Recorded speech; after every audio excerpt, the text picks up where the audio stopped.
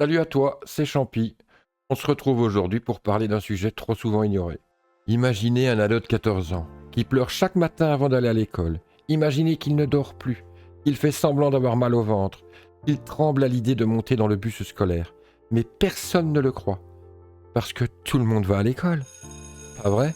Aujourd'hui, je vous parle d'un sujet difficile, mais crucial. La phobie scolaire. Ce n'est pas un caprice, ni de la paresse. C'est une souffrance réelle qui touche des milliers de jeunes ici, en Belgique et ailleurs. La phobie scolaire, c'est une peur intense, parfois incontrôlable, d'aller à l'école. Elle provoque des angoisses, des crises de panique et dans certains cas, un repli total.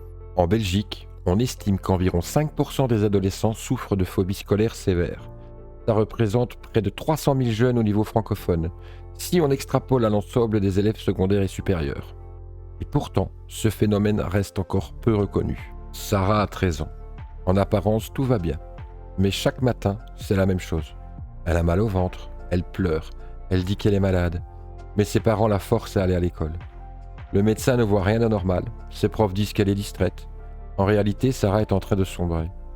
Et elle n'est pas la seule. À vous, parents, profs, éducateurs, voici quelques signes qui devraient vous mettre la puce à l'oreille.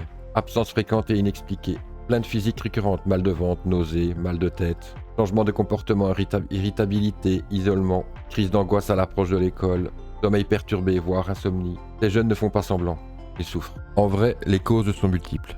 Ça peut venir du harcèlement scolaire, de la pression des résultats, d'un trouble anxieux ou même d'un manque de soutien émotionnel. Et parfois tout à la fois. Et quand cette souffrance n'est pas reconnue, elle peut mener à un repli total, voire à un décrochage scolaire, avec des conséquences à long terme sur la vie sociale et professionnelle. Si tu es concerné ou que tu connais quelqu'un qui l'est, il existe des solutions, de vrais pros qui peuvent t'aider, mais il faut en parler à tes parents, à ton médecin, un psychologue, un professeur, un cousin, une cousine, quelqu'un en qui tu as confiance, un ami, quelqu'un qui peut faire le relais avec tes parents. Il y a aussi les lignes d'écoute, je parle pour la Belgique, il y a le 103, 7 jours sur 7, 24 sur 24, il y a des sites internet. Je te mettrai tout dans la description, les sites internet pour t'informer. Il existe même des écoles à pédagogie adaptée ou des systèmes d'enseignement à distance, à domicile. Ce n'est pas la fin du parcours, c'est un autre chemin. On peut rater l'école, mais pas un ado qui souffre. Alors s'il te plaît, si tu es parent, enseignant ou juste humain, écoute, observe et parle. Et surtout, ne minimise pas. Tu as vécu ça en tant qu'ado, en tant que parent, en tant qu'enseignant?